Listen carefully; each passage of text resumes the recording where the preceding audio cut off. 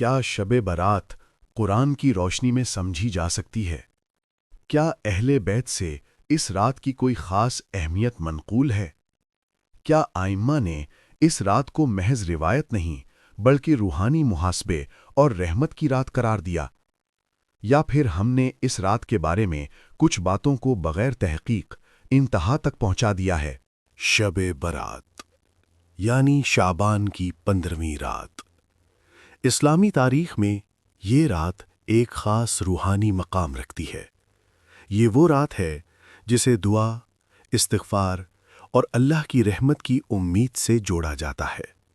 لیکن ایک سنجیدہ سوال یہ ہے، کیا قرآن اس رات کا ذکر کرتا ہے؟ کیا اہل بیت علیہ السلام سے اس رات کے بارے میں کوئی واضح رہنمائی ملتی ہے؟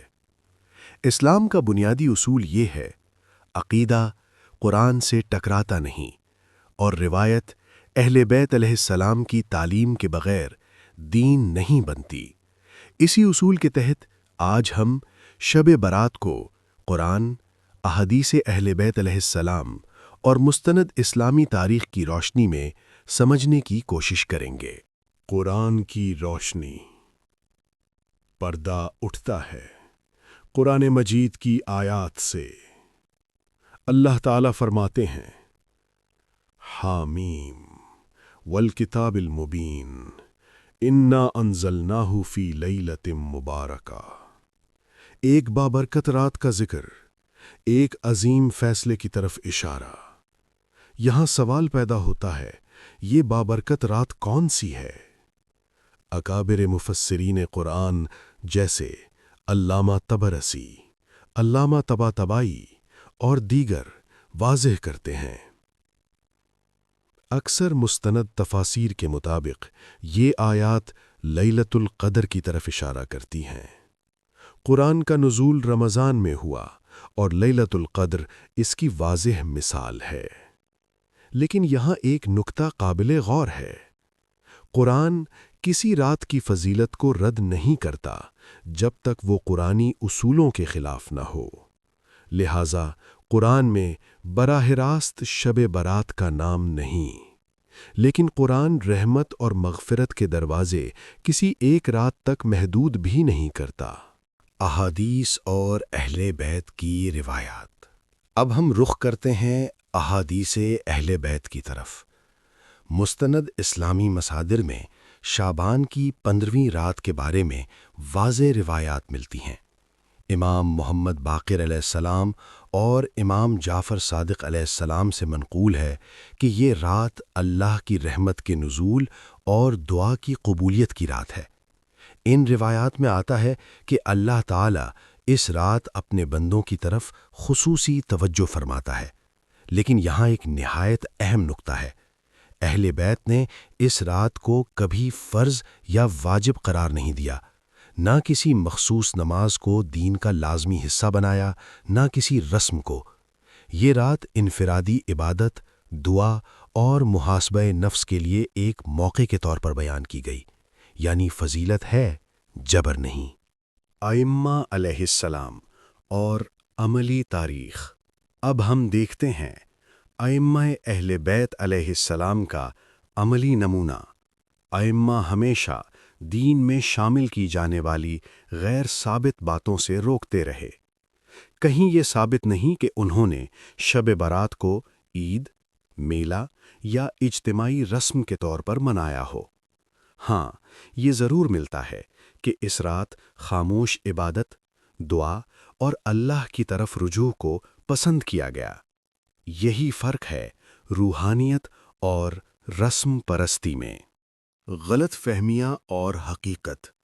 وقت کے ساتھ کچھ تصورات حد سے آگے بڑھ گئے۔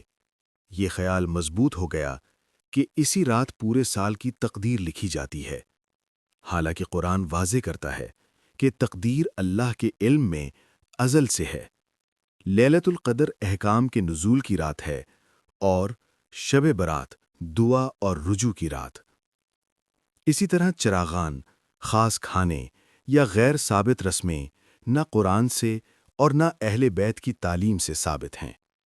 اسلام سادگی، اخلاص اور خاموش بندگی سکھاتا ہے، نہ کہ نمائش۔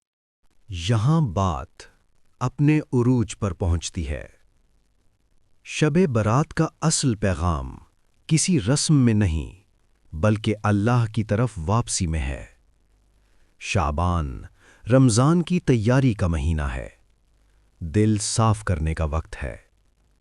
اگر کوئی شخص اس رات تنہائی میں اپنا محاسبہ کرے، توبہ کرے اور خود کو بدلنے کا عزم کرے تو یہ اہل بیت کی تعلیم کے عین مطابق ہے۔